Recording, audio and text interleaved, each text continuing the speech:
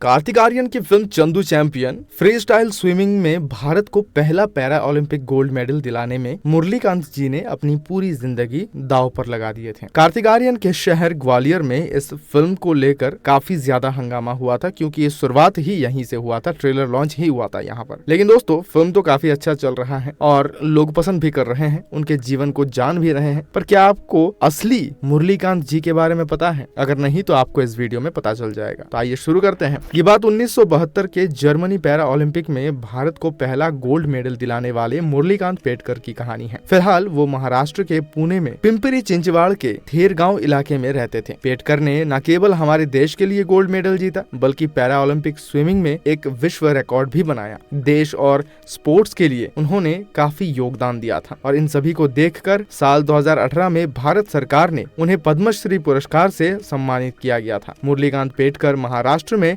सांगली इस्लामपुर के रहने वाले थे। बचपन से उन पर कुश्ती का जुनून सवार था। अखाड़े में एक दंगल लड़ते हुए उन्होंने अपने गांव के सरपंच के बेटे को ही हरा दिया था और इस वजह से गुस्से में आकर उन्हें सरपंच ने 13 से 14 वर्ष की उम्र में गांव छोड़ने पर मजबूर कर दिया था। गांव छोड़कर वे पुणे आ गए थे। पुणे में वो जिस महिला के पास रहते थे, उन्होंने मुरलीकांत का दाखिला एक स्कूल में करा दिया था। बाद में उनकी बुआ के पति ने उन्हें आर्मी बॉयज यानी कि आर्मी की ट्रेनिंग देने वाली एक कंपनी वहां भर्ती कराया। शुरुआत में उन्होंने सेना में हॉकी खेलना शुरू किया, लेकिन जब उनका फाइनल टीम में सिलेक्शन नहीं हो पाया तब उन्होंने बॉक्सिंग शुरू कर दी। बॉक्सिंग में मुरलीकांत ने कई मेडल जीते। 1964 में जापान में आयोजित एक बॉक्सिंग कंपटीशन में उन्होंने सिल्वर मेडल जीता था। लेकिन 1965 के भारत पाकिस्तान युद्ध ने उनकी पूरी जिंदगी बदल दी। अक्टूबर 1965 की बात है। भारत पाकिस्तान बॉर्डर पर शाम के करीब 4 बजे एक सीटी बजी। दरअसल ये सीटी युद्ध की शुरुआत के लिए थी, लेकिन वहां मौजूद जवानों ने सोचा था कि ये चाय की सीटी है और सभी लोग चाय पीने के लिए बाहर आ गए। जब वे बाहर आए तब उन्होंने देखा कि ऊपर से फाइटर जेट से भरी गोलाबारी हो रही थी। जवानों ने तुरंत अपनी अपनी पोजीशन ले ली और हमला करने के लिए तैयार हो गए। इन जवानों में मुरलीकांत पेटकर भी थे। दुश्मन से लड़ते हुए मुरलीकांत पेटकर एक पहाड़ पर आ गए थे और वहाँ अचानक उनके सिर और पीठ में गोलियां मार दी गई थी। वे घायल होकर गिर गए और इस दौरान एक गाड़ी उनके ऊपर चल गई थी और वो भी बेहोश हो गए। मुरलीकांत करीब 2 साल तक कोमा में थे। याददाश्त चले जाने के कारण शुरुआत में उन्हें अपना नाम भी याद नहीं था, लेकिन मौत के साथ लड़ाई तो उन्होंने जीत ली थी, पर जीवन भर के लिए वो विकलांग हो गए थे। बाद में उन्हें आगे के इलाज के लिए मुंबई के अश्विनी अस्पताल में एडमिट कराया गया। वहाँ डॉक्टर ने उन्हें पैरों की एक्सरसाइज के लिए स्विमिंग करने की और स्पोर्ट्स खेलने की सलाह दी और यही से उनका पैरा ओलंपिक गोल्ड मेडल जीतने का सफर शुरू हुआ। इस दौरान उन्होंने स्विमिंग के साथ साथ कई स्पोर्ट्स में भी अपना हाथ आजमा लिया था। 1968 के लंदन पैरा ओलंपिक में मुरलीकांत पेटकर भाला फेंकना, नौकायान में शामिल हुए थे और फाइनल में भी उन्होंने अपनी जगह बना ली थी, लेकिन उन्हें मेडल नहीं मिल पाया। इसके बाद पेटकर ने 1970 में एडिनबर्ग यानी कि स्कॉटलैंड में हुए कॉमनवेल्थ पैरा ओलंपिक गेम्स में 50 मीटर फ्री स्टाइल स्विमिंग में गोल्ड मेडल जीता। साथ ही इस प्रतियोगिता में भाला फेंक में भी सिल्वर मेडल जीता और गोला फेंक में ब्रोंज मेडल। मुरलीकांत इसी साल एक साथ 3 मेडल जीत लिया था, तीनों अलग अलग खेल में। जाहिर सी बात है, उनका अगला लक्ष्य 1972 पैरा ओलंपिक में शामिल होना था,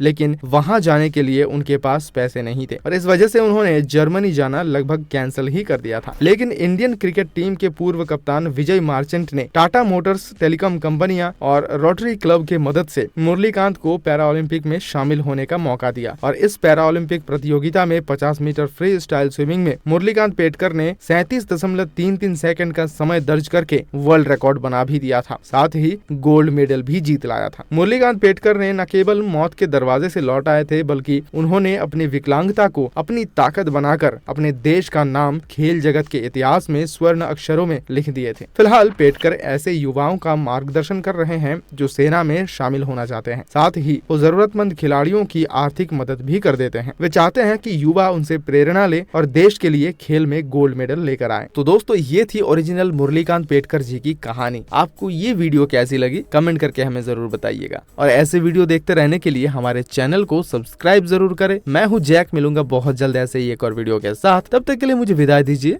धन्यवाद।